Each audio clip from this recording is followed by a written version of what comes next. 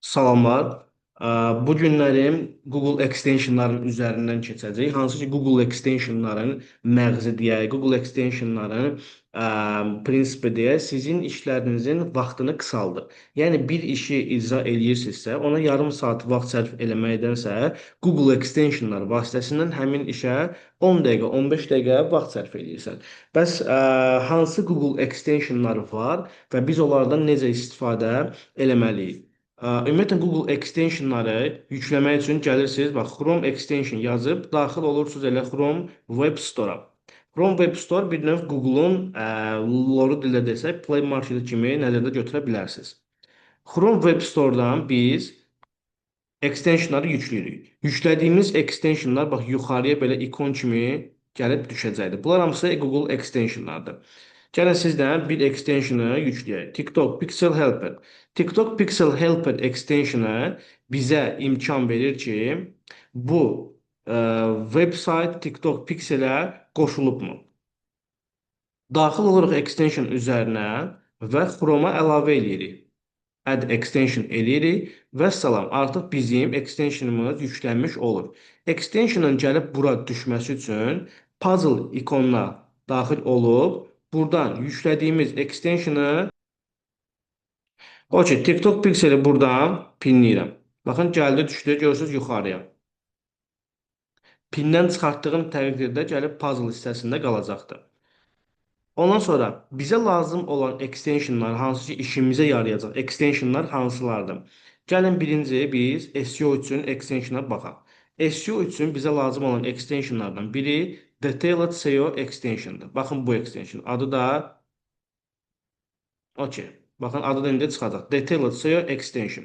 Bu extension bizə imkan verir ki, website, X bir website-a daxil olursunuz və extension üzərinə klikləyirsiniz. Bu extension bizə həmin səhifənin meta title-ını göstərir, meta description-ını göstərir, URL-ni və canonical-ını göstərir. Əlavə olaraq heading strukturuna baxsaq SEO-da H1-i, H2-ni, H3-ü də göstərmiş olur. Həmçinin heading strukturlarında daxil oluruq Detailed SEO extension-da yuxarıya və bu bizə göstərir ki, bu səhifənin heading biri, H1-i, yəni budur. Ondan sonra H3-ləri göstərir sizə, H2-ni də göstərə bilər. Heading strukturu ilə bağlı web-saytda, Kodonun web-saytında blog yazmışam. Həmin bloqa keçid edib düzgün heading strukturu necə olmalıdır, ona da baxa bilərsiniz. Ondan sonra linklər hissəsinə gəldikdə total sizə linki göstərir, bu səhifənin internal, eksternal linklərini göstərir və s. Yəni, qısacası Detailed SEO extension sizə şema kodlara kimi, open qraflara kimi, şəkillərin sayına, alt teqlərinə kimi, hansı ki SEO-da şəkillərin alt teqi önəmli bir rol oynadığına görə, alt teqlərinə də buradan baxa bilərsiniz.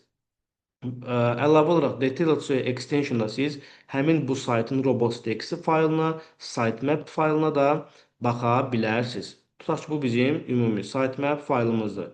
Headerları göstərir, bloqları göstərir, səhifələri, portfolyonu və s. Yenə daxil oluram web saytıma. İkinci extensionum SEO Quick-dir. SEO Quick də mənə eyni qayda ilə URL-imin uzunluğunu göstərir, canonical göstərir ki, var, title var, meta description-ı göstərir, 155 simvoldur, heading-i göstərir. Yenə də eyni qayda ilə bayaqki, hansı ki, Detailed SEO extension-da olan funksiyaları SEO Quick-də də görə bilərsiniz. Sadəcə interfeysləri fərqlidir və SEO Quick sizə əlavə olaraq hansı ki keyword density hissəsinə gələndə bu sizə göstərir ki, sənin hansı sözlərin heading 1-dədir, hansı sözlərin description-dadır, hansı sözlərin meta title-dadır. Bu bir kəlməli sözlərdir. Gəldik bura aşağı hissəyə düşəndə sizə 2 kəlmədən ibarət olan sözləri verir. 2 kəlmədən olanlar, məsəl üçün balıq yağı göstərir ki, bu meta description-da tapıldı. Üçün vitaminlər göstərir ki, meta description-da tapıldı. Və yaxud böyüklər üçün meta description-da tapıldı. Yəni SEO Quick-in də bu özəlliyi mövcuddur və əlavə olaraq da hər bir daha doğrusu hər bir sözün keyword density-sini göstərir. 4% istifadə olunub. Bu söz məsəl üçün 4,56% istifadə olunub. Vitamini sözü 0,69% istifadə olunub və s. Keyword density mövzusuna ayrıca bir video çəkəcəm. Ondan sonra əlavə olaraq sizlərə Chrome extension yükləyə biləcəyiniz bir belə deyək extension göstərim ki, AI Prem.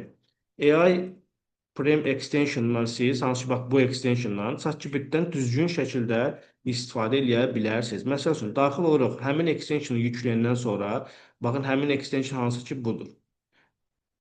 Üzərinə də klik edə bilərsiniz və yaxud da başqa bir təbdə ChatGPT-ni açanda, baxın ChatGPT bu cür açılacaq sizə. Hansı ki promptlarla. Keyword strategy promptu var, buyer persona promptu var, Midjourney promptu var, hansı ki şəkil yaratmaq üçün. Ondan sonra 100% insan belə deyək də əli ilə yazılmış sənə SEO bloqu da verə bilərəm və s. Tutaq ki, mən deyirəm buyer persona yaratmaq istəyirəm. Deyir ki, mənə sən buyer persona yaratmaq istəyirsənsə, bir də belə düşünün ki, bunlar hamısı promptlardır, hazır promptlardır və sən burada göstərir 5471 ədəd prompt var və sən ChatGPT-nin bu hazır promptlarından istifadə edirsən. Bir də özünü yorub uzun, detallı yazmırsan bura. Burada deyir ki, sənin biznesin nədir, nə satırsan? Tutaq ki, mən deyirəm ki, qadın aksesuarları satıram, qadın aksesuarları və s. və salam. İndi bu mənə göstərəcək ki, sənin bu satdığın məhsula uyğun buyer personan kimlərdir, nəyə marağı var, harda qalır və s. Okey. Bu başlayır artıq mənim buyer personamı yazmağa. Deyir ki, demoqrafik hissəsi adı Aysel Məmmədova, yaşı budur. Ondan sonra marketinq mütəxəssisidir, orta işçisi və s. Uşaqsızdır və ya bir uşaqlı ola bilər, subaydır və yaxud evli ola bilər. Ondan sonra bu bizə göstərir psixoqrafik detallarını. Hobbiləri nələrdir, necə geyinir, necə bir insandır və s. Baxın burada və siz buradakı belə deyək xüsusiyyətlərə uyğun özünüzə bir buyer persona listini qura bilərsiniz və reklam verərkən də bunları nəzərə alıb Metada, Google reklamlarında test eləyə bilərsiniz. Burada işinizə yarayacaq promptlar çoxdur. Okay? Sosial media postların ideyalarına kimi promptlar var. Ondan sonra 100%, misal üçün, öz veb saytınız üçün blog yazırsınız. Atıram SMM, belə deyək, strategiyası. SMM strategiyası üçün tutaq ki, blog yazırsınız. Və bu sizə həmin bu prompta uyğun bloqu başlayacaq SEO uyumlu yazmağa. SEO uyumlu dediyimiz nədir? Yəni siz bir dənə işiniz bura yazılan bloqu kopyalayıb öz veb saytınıza yapışdırırsınız və salam. Bu olur sizin həmin bloqun SEO-su. Baxın, heading strukturlarına kimi bu sizə göstərmiş olur. Burada bu sizə birinci başlıqları verir, hansı ki buna table of content deyirlər də. Sizə ümumi mündəricat deyə table of content'i verir. İndi həmin o table of content haqqında başlayır sizə uzun uzadı öz məqaləsini yazmağa. Ondan sonra burada var belə bir extension unblock write click copy. Bu nədir? Hansı ki elə veb saytlar var ki, bu bizim üçüncü extensionımızdır. Elə veb saytlar var ki, həmin veb saytlarda mətnləri kopyalamaq olmur və siz belə bir extension yüklüyürsünüz unblock right click. Kopyalamaq deməyək də həmin saytlarda sağ düyməni basmaq olmur. Yəni sağ düyməyə klikləyirsən heç bir şey açılmır. Bu tip veb saytlarda siz belə bir extension yükləyərək sağ düyməni açıb hansı ki rahatlıqla view page source və yaxud mətnləri kopyalayıb filan və s. eləyə bilərsiniz. Ondan sonra SEO-da başqa bir extensiona baxsaq, biz gələrik SEO Meta in one click. Hansı ki, baxın, bu extensiondur. SEO adına bir də təkrar gedir. SEO Meta in one click. Bu extensionda bizə eynən detailed SEO extension funksiyalar verir. Sadəcə burada şəkillər hissəsinə gələndə, baxın, bu sənə deyir ki, sənin saytında olan hansı şəklin alt tagi yoxdur. Ondan sonra baxın deyir bunların alt təqi yoxdur. Bunlar zaten indi ikonlar ola bilər, elementlər ola bilər. Olmaması da bizim üçün heç bir sıxıntılı deyil. Amma burada bəzən məsəl üçün bu görürsüz belə bir şəkil var. Deyir ki, alt təqi budur. Okeydir mənim üçün. Belə bir şəkil var. Deyir ki, alt təqi budur. Bu da okeydir mənim üçün. Yəni alt təqilər SEO üçün önəmlidir ki, Google botları və yaxud digər browserın botları sənin bu şəklinin nə olduğunu daha yaxşı anlaması üçün sən bura alt təqlərə yazılar əlavə eləyirsən. Hansı ki, həmin yazı bu şəkli ifadə etməlidir. Okey, yəni buradan da baxa bilərsiniz ki, sizin hansı şəkillərinizdə alt teqlər yoxdur, onları görə bilərsiniz. Eyni zamanda yenə də burada linklərə də baxa bilərsiniz, internal linklərə, eksternal linklərə və s.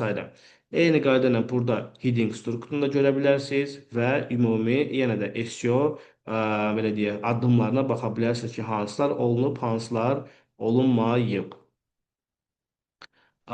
Social media üçün extensionlara biz gəldikdə ilk növbədə yükləyə bilərsiniz Metapixel Helper. Hansı ki Metapixel Helper, okey, sizə imkan verir ki, siz baxasınız bu veb saytın Metapixel Helperi var yoxsa yox. Məsəl üçün vitaminlər.az klikləyirəm yuxarıdakı yüklədiyim extensiona və bu mənə deyir ki, bəli, bu veb sayt bu Pixel ID-sinə bağlıdır.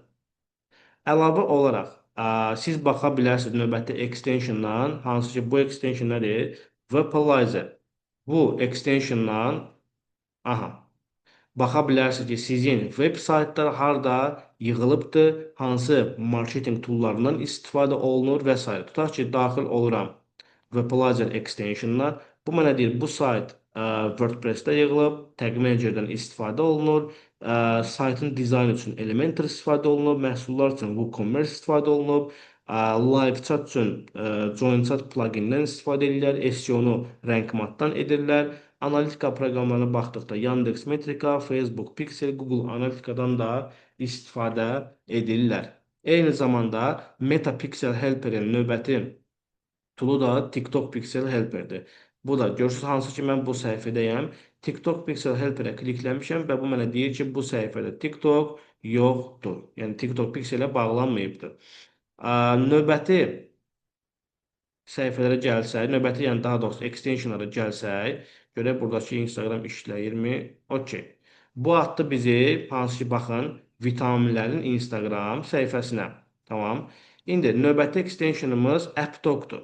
Baxın, AppDoc. AppDoc bizə deyir ki, bu səhifənin followerına görə aktivlik faizi 0,02%dir. Yəni, bu AppDoc-un göstərdiyi rəqəmlər 100%lik bir nəticə olmasa da təxmini sizə həmin səhifələrin hədəf kütləsinin aktivliyini göstərmiş olur. Deyir ki, vitaminlərin followerlığın hədəf kütləsinin aktivliyi baxın bu qədərdir. Ondan sonra tutaq ki, X bir blogerə baxsaq, məsəl üçün tutaq ki, Nəcibəyə baxsaq, biz görərik ki, Nəcibənin aktivliyi bunun yəni 814 min followuna əsasən 4%dir. 5%-dən 6%-dən və yaxud follower əgər lap çox olarsa 4%-dən də yuxarı nəticələr normalda aktiv sayılır. Növbəti extensionımız olacaq. Başqa bizə nə qaldı burada maraqlı extensionlardan? Google Translate extensionunu yüklə edə bilərsiniz, yükləmə edə bilərsiniz. Ondan sonra növbəti extensionumuz bizim Lighthouse extensionudur. Lighthouse extension da bizə baxın burada göstərir ki, yəni buradan birbaşa atır sizi həmin səhifənin və yaxud həmin web saytın PageSpeed Insight hissəsinə və siz PageSpeed Insight hissəsindən sizin web saytın LSP-sinə, FSP-sinə, ondan sonra EMP, CLS metriklərinə, bunlar hamısı Core Web Vital metrikləri sayılır. Siz Lighthouse extension vasitəsilə bu metriklərə baxa bilərsiniz. Məsəl üçün, biri var ayrıca təbdə Google PageSpeed Insight tooluna daxil olursunuz. Bir də var Lighthouse extensiondan istifadə edərək sizi birbaşa atacaq hara elə PageSpeed Insight hissəsinə. Hansı ki siz burada SEO-yə baxa bilərsiniz, ondan sonra performans hissəsinə baxa bilərsiniz və accessibility-yə də baxa bilərsiniz ki, nə qədər xal verir. Şərt deyil ki, bunu 100% eləyəsiniz. Sadəcə əsas məqsədiniz, hədəfiniz sizin buradakı niyə 50%-dir sualına cavab tapmaqdır. Yəni siz buradakı sizə lazım olan ən vacib problemləri həll etməlisiniz. Hələ ki bu videoda extensionlar bu qədər. Növbəti videolarda sizə daha da maraqlı extensionlar üzərindən çəkib göstərəcəm. Əlavə olaraq növbəti videolarda pluginlərdən videolar gələcək, hansı ki WordPress-də işinizə yarayacaq pluginlərlə bağlı da bir video gələcək və SEO ilə bağlı da addımlar gələcək və s.